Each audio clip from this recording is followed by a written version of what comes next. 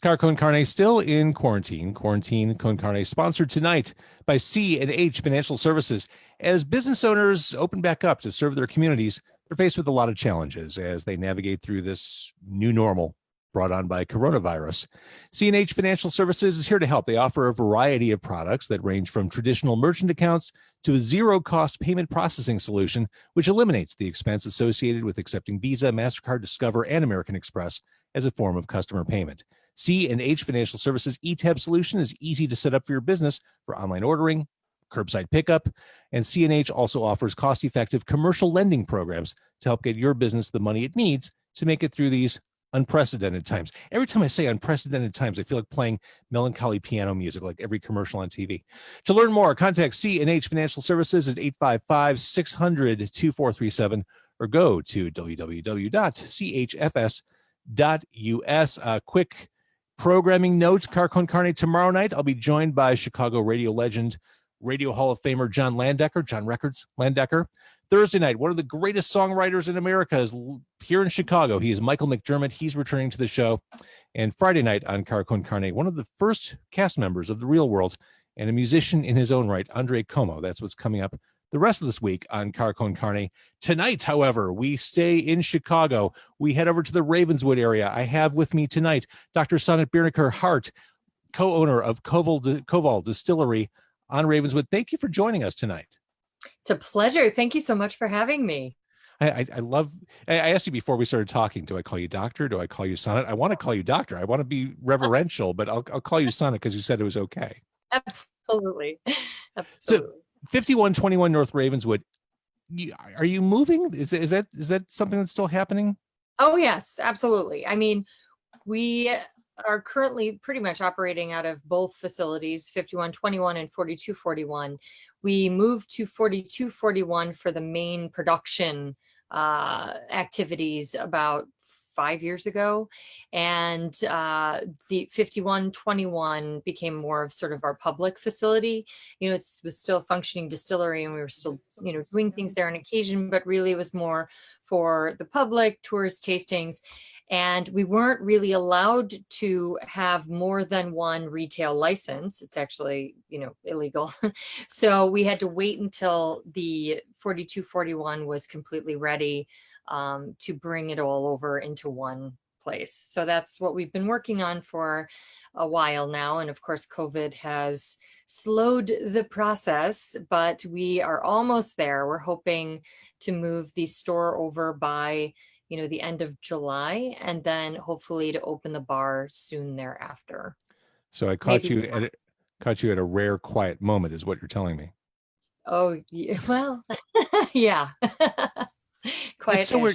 I used to live over by Leland and Paulina, and I moved out of there in 2002. The second I move out, 6 years later, you're moving in. There's a Mariano's in the neighborhood, which just proves that I need to leave an area for it to become interesting. I could have walked on over. You know, I mean, it's so funny. I grew up in Wrigleyville before there were lights. So it was very quiet, relaxed neighborhood, lots of families. I remember there was an elderly lady on the corner. She would make tortillas out of, you know, one of these shops.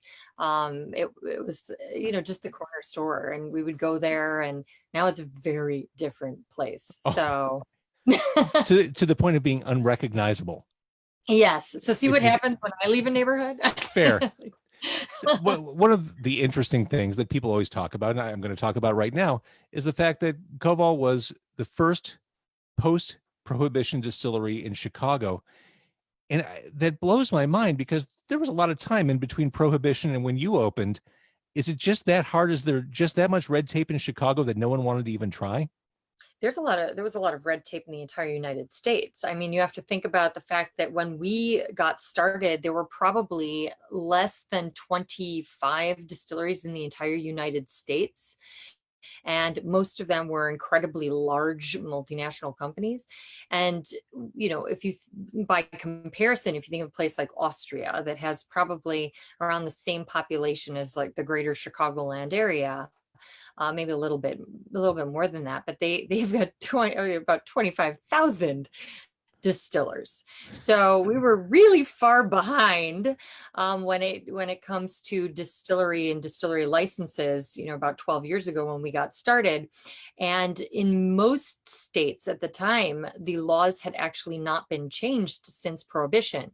And that was, created a situation which first, I think people were nervous about starting a business where, there weren't really good laws that were, pro that kind of a business. Right. And everyone sort of thought it was the purview of these very large companies. I mean, when we said we were starting a distillery, it sounded to a lot of people like we were just going to quit our jobs and start a pharmaceutical company. I mean, it was, it just wasn't what people thought that you just did. And we were lucky because, Robert comes from 3 generations of distillers in Austria. We knew how to actually make the product, but the whole business structure and legal framework for doing it was a real adventure. And I had to get the laws changed in Illinois to make it possible to do the things that really help a family distillery like ours, which is do tours, tastings, be able to retail on site, none of which was legal when we got started. Wow, that's incredible. I that blows my mind. So you helped change those rules, change those laws. You were a lobbyist. Yes, I went down to Springfield pregnant multiple times to try and get the first craft distillers bill passed that allowed for tours, tastings, and retail. That really essentially was the first change to the laws since Prohibition. A grateful city thanks you. I'm a grateful state. Yeah. We're all grateful. Thank you for that. I like your approach. A local is a defining characteristic of the distillery, whether it's the barrels from Minnesota or the water from Lake Michigan, which I know you put through a lot of processing because the thought of using Lake Michigan water might sound scary, but and grains from local farms. I mean, you are keeping things here in the Midwest. That was, I'm assuming, a really important thing as you were developing this business.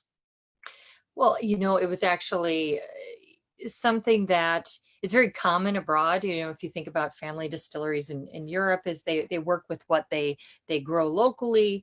It becomes sort of something that people seek out. What are they making in this part of the country? And I think with the entire craft movement, those kinds of projects really became possible, is that you were able to do that. It was really opened up all sorts of avenues of creativity, is really seeing what was possible in our own, part of the world. We got to do fun projects with, for example, Oriana. I don't know if you know her, but she's an amazing woman who has her own farm that she grows all Asian pears and pawpaws and all sorts of Oriental, she calls it Oriana's Oriental Orchard. You see her at different farmers markets in Chicago, but we worked with her. She went up on her tree and got us these young walnuts that were green and that we turned into a liqueur. We made pawpaw liqueur with her. In the beginning, we've been able to work with a whole cooperative of organic farmers. For our cranberry gin, we're working with organic cranberry farmers also in the Midwest. So it's really, we even made a sunchoke brandy with sunchokes from Wisconsin. So, I mean, it's really been a fun experience, working with other farmers in the community and also seeing what grows locally, because, that helps give us our own identity. You mentioned the cranberry gin. I think there's an inclination to treat it as a holiday beverage, but let's be clear, that's fine all year round. Oh, for sure. In fact, right now is actually one of my favorite times to drink it because it makes such a wonderful summer cocktail. You just add sparkling water and a little lime and you are good to go with some ice. I've blended it up as well. And it's so refreshing. I mean, back in the day when we had parties, and people would gather, I would bring some. And then I remember I went to one party and I couldn't find it anywhere. And somebody sort of hid it behind a picture because they didn't want anyone else taking it. But it was it was a summer party and yeah, so it's good year round. Well, let's talk about some of the other offerings. I mean, bourbon, rye, whiskey. What is white rye? It is an unaged rye. So all whiskeys come off as still sort of, colorless, at least they should. And, you know, people can also call it a white dog. They can call it new make. It's called a white whiskey if it sort of goes through a barrel. So aged, but a very short period of time. But what it does is it allows you to have a spirit that's sort of some largely unadulterated, pure rye spirit. In Europe, it's sort of like a rye brandy. They would, in Germany or Austria, they would just call it a Roggen, which is just rye. But it allows you to taste what it really is before you add all these different flavor elements that you get from a barrel. A lot of the distilling process, I think for many of us, seems like magic. Just the fact that it starts with grains and such and turns into this wonderful elixir. Explain the single barrel philosophy or how you do things. Well, single barrel, there are a few things about it. First of all, single barrel allows for a good bit of traceability. So you are able to, with in fact, with every one of our bottles, we can trace it back to the field on which it was grown. So if it's just one barrel, it is somewhat unique to itself. There's very slight variations among the barrels now, but the other side of it is, while we do single barrel for traceability, we don't do single barrel with the intention of having every barrel be very different. We try and have consistency in all of our spirits, so that if somebody enjoyed one barrel, we want them to enjoy the next one too. So if there is too much of a variation, we won't release it. It would become something else, or a special edition product or something, because we want to make sure that people who enjoy our bourbon, can go back to it every time and still enjoy it the same way. So, And those barrels end up in the hands of the beer community. beer community, the Scotch community in Scotland, the beer community in Japan. Our barrels have gone all over the world. It's It's so really, cool. yeah, they have a really fun second life. So yeah, it's neat. So no secret, 2020 has been a mess. It's been unfortunate. It's hit businesses in all different kinds of ways. You got into the hand sanitizer or the sanitizer business because of COVID-19, and that hasn't stopped. I mean, that's a necessary and interesting pivot that KOVAL's taken this year. Absolutely. Well, I feel with KOVAL, we're pivoting almost every day. But with regard to the hand sanitizer, I mean, we like many distilleries all over the United States, we saw that there was a need for hand sanitizer. And, within our community, there were many rumblings of, wanting to make hand sanitizer. Problem was, it was actually illegal, because distilleries that have a license to make alcohol for consumption are actually not allowed to make alcohol for anything else. And so it was, early days, we reached out to Discus, which is our trade organization, and we reached out to the TTB, which is our regulatory body, to try and make sure that we would get the allowance to be able to actually make it. And I believe that we received the official okay. It was a Thursday night at around 6:30 that the email came into my inbox. And we'd been sort of preparing for the eventuality long before. But it was that Monday that I was out delivering hand sanitizer to first responders. So we managed, my team was really supernatural. I mean, we turned it around very quickly and instituted an entire new process, put a whole new product into our system. And, we were then once again pivoting every day to be able to deal with it. And I think a lot of businesses have had to do that. And I think it's a good exercise, maybe trying to think of this as a glass half full situation. Find new ways to extend who you are and what you're capable of doing, and find surprising things you can do. Absolutely. I feel that right now innovation is key, and that businesses that look at this moment as one that forces them to innovate and develop and grow, it will ultimately be helpful for their business. I mean, I know that we through this had to do so many things that we had never really done before. I mean, one, we were trying to donate things for free. And at first that was our goal, to do a few batches. And then it turned into us needing to figure out a way to do it for free much longer. And then we got into, starting to figure out ways to raise money and to work with other foundations and to, create an entire infrastructure around donations, which we'd never done before. Right. And then we, had to work on logistics. We had to work on an entirely new tech back end to our system because it was a new product that needed to be handled differently. So we were growing the whole tech side of our business. We were growing the whole skill set of my team, also the whole, we were working with different organizations that we hadn't really worked with before, like hospitals.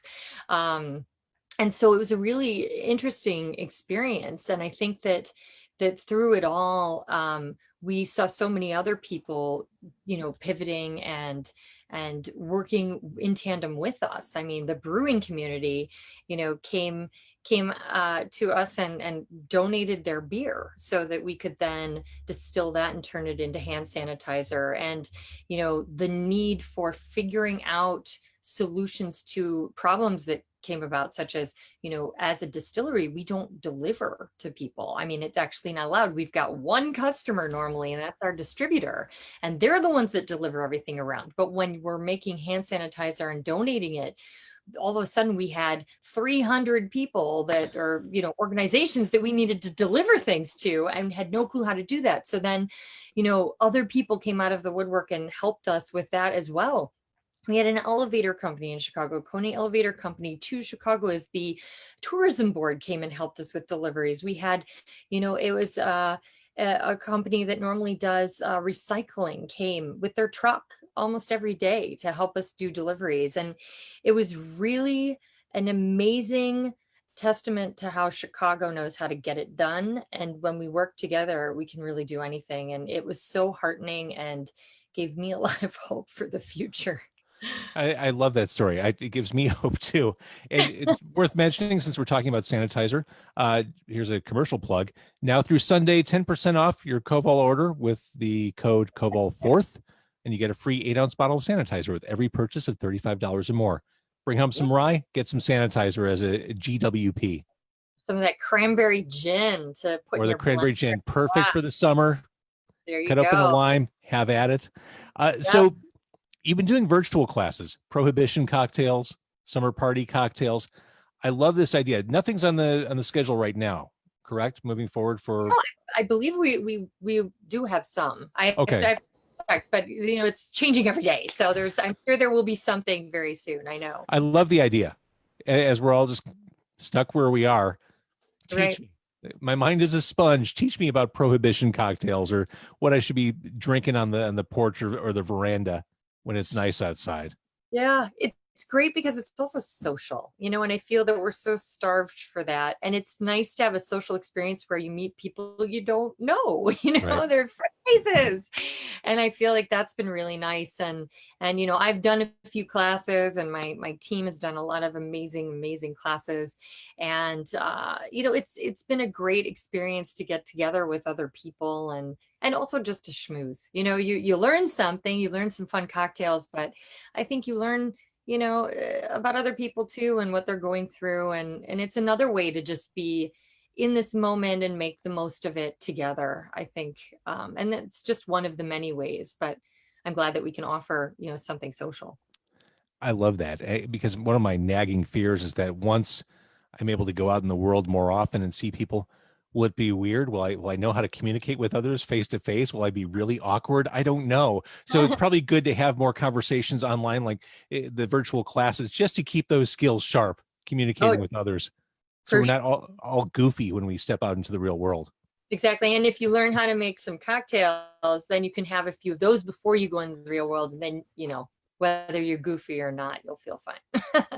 So the website is KOVAL Distillery.com. And people can check you out, grab your whiskey, grab your rye, grab your cranberry gin, your liqueurs. I love what you do. And I mean, you're doing all the right stuff. And it's been a real pleasure having you on tonight. Thank you so much. It's been an absolute pleasure being here. I really appreciate it.